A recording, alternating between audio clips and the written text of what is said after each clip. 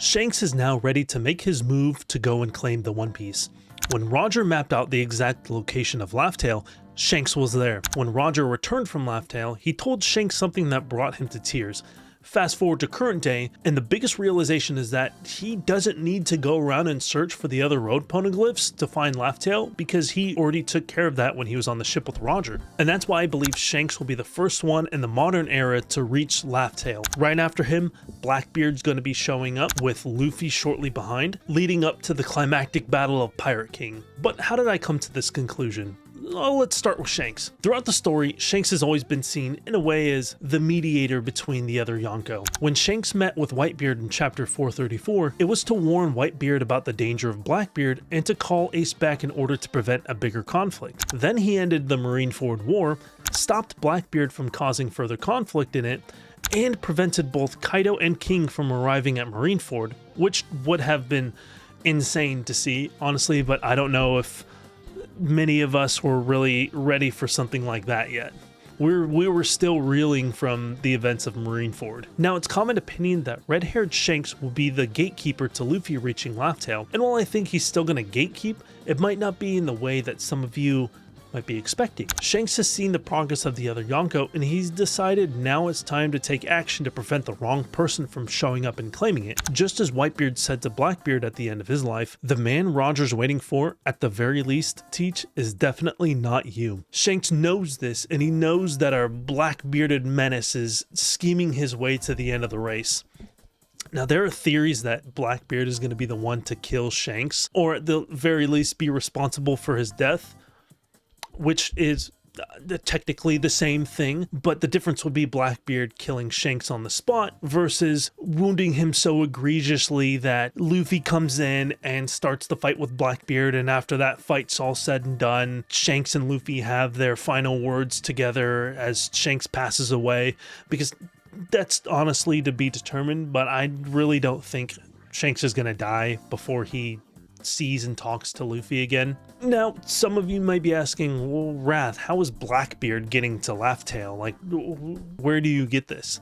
And I say, it's already been shown to us. In the Germa 66's Emotionless Excursion cover story, back in chapters 1062 to 1064, we see Kuzan and some of the other Blackbeard pirates on Big Mom's island when they have taken Pudding. Now, it's my assumption that Blackbeard realizes Big Mom had one of the road poneglyphs, and while taking Pudding was the main objective, Kuzan and Von Augur also completed the second objective of taking a rubbing of her poneglyph. Then we have the fight on Winter Island with Law. At the very end of the fight, Law's ship was destroyed and he had to flee. I believe that Blackbeard was also able to grab the rubbings of the road poneglyphs that Law had from the Mount Fuji cavern in Wano. This is also assuming that Law had a copy of Zhao's road poneglyph as well, while he and the Straw Hat crew were atop the elephant. Now that makes 3 out of 4 road poneglyphs needed to map the final island. But what about the 4th? Right now, all we know about the last road poneglyph is that it used to be on Fishman Island during the Odin flashback, but in the current day, its location is only speculated to be with the man with the burn scar who sails on an all-black ship. Now, there's a lot of speculation as who exactly this is. I know people were saying Saul, people were saying Kuzan, people were saying Sabo. I am leaning hard on it being Saul, who also has the remainder of the library salvaged from Ohara. Though that's more conjecture based off of what's been alluded to in previous chapters, I think we're going to get that answer very soon. And here begins the war for the crown. How I believe it's going to go down is Shanks will be arriving first ahead of the rest, and then Blackbeard will be next. It's here that we have the first battle as Shanks stands to defend the island for the man both Roger and Joy Boy have been waiting for all these years, Monkey D. Luffy. It's difficult to see how the most powerfully balanced crew will be taken down by some of the Blackbeard pirates, especially when we see how well Law's crew held up against them and how easily Boa petrified a couple of their officers. Granted, they both still lost. It wasn't so one-sided as a lot of people were imagining it to be. But from a narrative perspective, this will be the moment where Teach, the man who gave red-haired Shanks his scar, shows us just how dangerous he's become all these years. It will be his showcase to the audience that aside from the Gorosei and Im, he is the biggest threat to Luffy achieving his true goal. And after the battle with the red-haired pirates, when the dust is still settling, in sales the Straw Hats, the final contenders to once and for all claim the title of Pirate King. Now, I made a video about this in the past, about who I believe will be the matchups for the Straw Hats and the Blackbeard Pirates, and in a conversation that I had with Sive recently,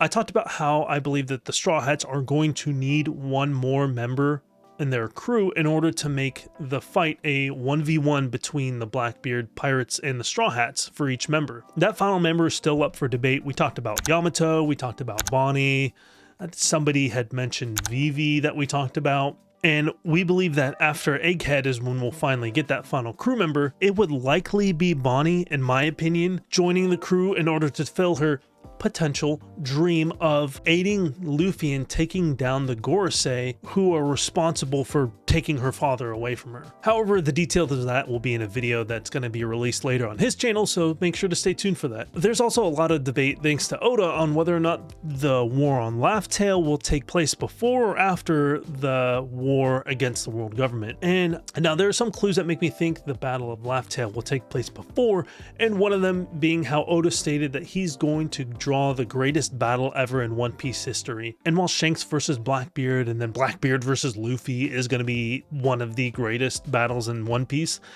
I think the only thing that could top that would be the Straw Hats, their Grand Fleet, the Revolutionaries, all the remaining allies of the Straw Hats versus Eam, the Gorosei, Cypher Pole, and any remaining members of the Navy who choose to stay behind for the war to change the world. And I brought up how fitting from a narrative perspective it would be if Luffy, who is now the Pirate King, took the fight to Eam, the king of the world. And I'm sure some of you may be thinking, well, what about Buggy? He's a Yonko, isn't he? He's one of the four, isn't he? He's part of the club. Where does he fit into this? And honestly, I'm not against him showing up to Laugh-Tale.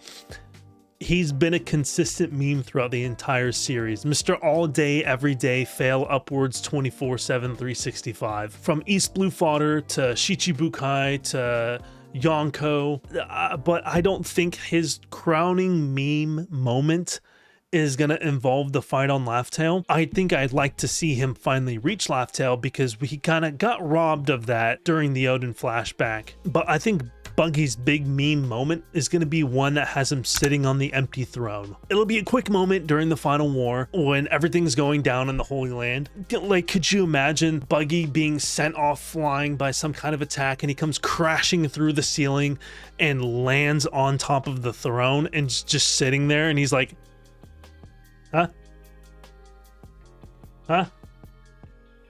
Huh? But I digress. So many pieces are moving around the board right now, and the flames of conflict are being stoked into an inferno. As the war for Pirate King looms into view, we're getting closer to seeing just how that board is going to be set up. But I want to know what you guys think.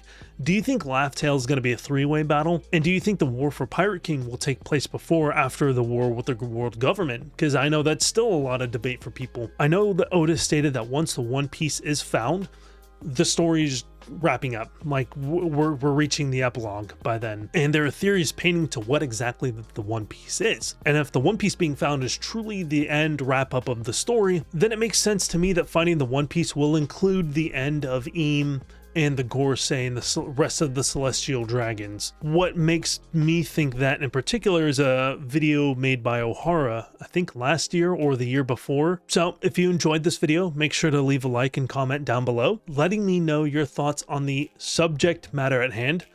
Subscribe for more One Piece content, and as always, I hope you all have a wonderful night.